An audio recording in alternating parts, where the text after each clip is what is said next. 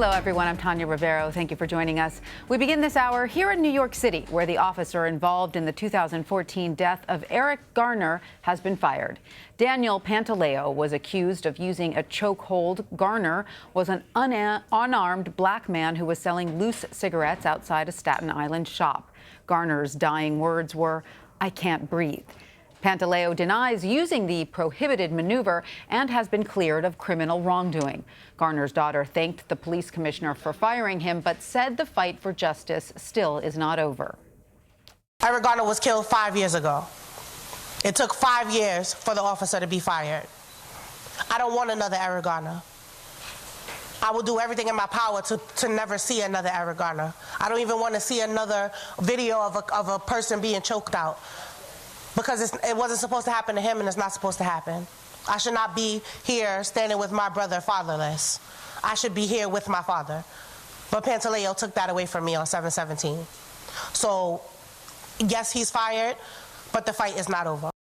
CBS News correspondent Errol Barnett joins me now from New York City. Errol, you were there when the police commissioner made his decision public about firing Pantaleo. What did he say about how difficult it was to reach this decision, and what factored into it?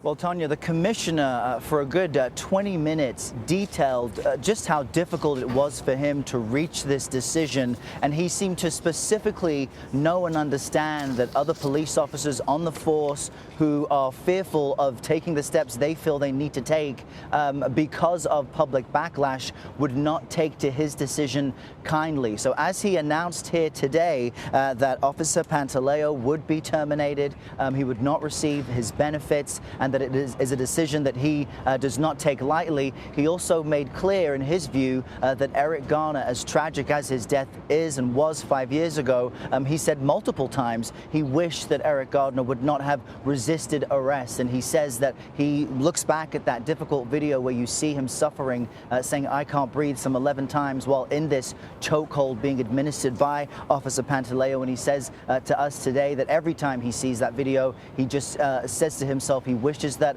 Eric Garner would have complied with the officer's directions. And he also says that he wished that Officer Pantaleo also would have taken more time to get a handle on the situation and even allow for backup to arrive. All that said, though, Tanya, he made the decision today based on an administrative judge's decision and findings recently in that the chokehold used by Officer Pantaleo is not one authorized by this department. And so, Errol, you asked the commissioner what the department has learned from all of these events. What did he tell you? Well, it's interesting because multiple times the commissioner came back to his own experience and his own time, 34 years that he spent as a uniformed police officer. And he went to great lengths to speak about how difficult it is for police officers, specifically in New York, to protect people while also, protecting themselves in what can become very deadly situations very quickly. He's pointed to some of the department policies that have changed in the past 5 years. We have to remind people this happened some 5 years ago on Staten Island when this video went viral and really gave birth to and gave more fuel to the Black Lives Matter movement and social protests across the country. He pointed to de-escalation of force techniques that officers should use, and also relying on one another to help in these situations so that one officer doesn't feel the need to take the responsibility and administer such a chokehold. But we should also make clear that the commissioner today did seem to support and agree with Officer Pantaleo's behavior up until the chokehold that he administered on Eric Garner, which he held after the two fell during a scuffle. He said at that moment, the decision by Officer Pantaleo to have his arms linked to still continue to hold Eric Garner in a chokehold despite the audible gasps and him saying, "I cannot breathe," that was a clear violation of department policy. So we've already seen a response from the New York Police Union Association saying police officers are now safe. They disagree with this decision. They're imploring cops to now make their own decisions on how much risk they should take to do their jobs. The commissioner knew that blowback would be coming, but but he said it was important for him to bring a close to this very difficult chapter for the city and really for the country. Absolutely. Yeah, he's trying to heal that rift. All right, Errol Barnett in downtown Manhattan, thank you so much for that. You got it. Attorney Vinu Varghese joins me now by the phone. Vinu, thank you so much for joining us. What is your reaction to the decision of the NYPD police commissioner here? First, I think he did the right thing. I mean, you have the recommendations. He said multiple times this was done by the judge, and his deputy seconded, and he's following their recommendations. So I think, he did the right thing. I think when you look at this case and you look at it and you watch that video over and over again, what's clear is that this was excessive. This was beyond the pale, and he should have been fired a long time ago. And there's precedent here. A lot of people have said he wasn't brought up on federal charges.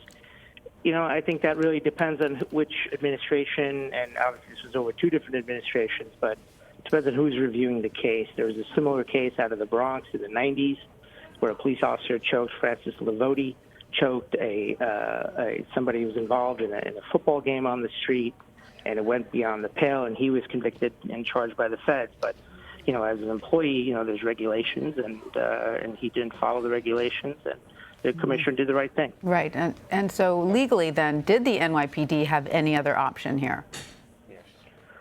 Yeah, I'm sure they don't have to follow, the commissioner didn't have to follow the recommendations. So legally, yes, he had options.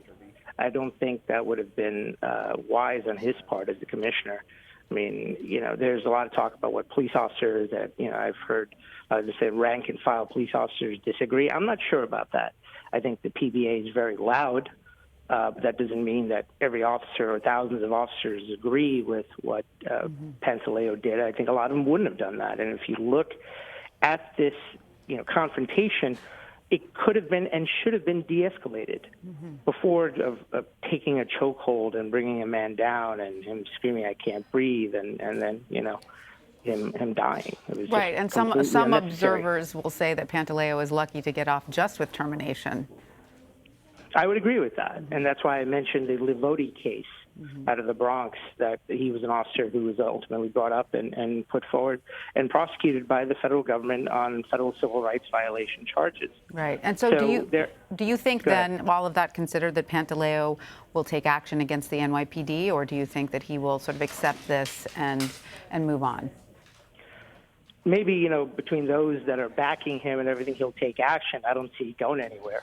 I think he's out of options. He certainly can certainly take this, and he can do what he wants, but he's not going to present a very sympathetic figure in this case.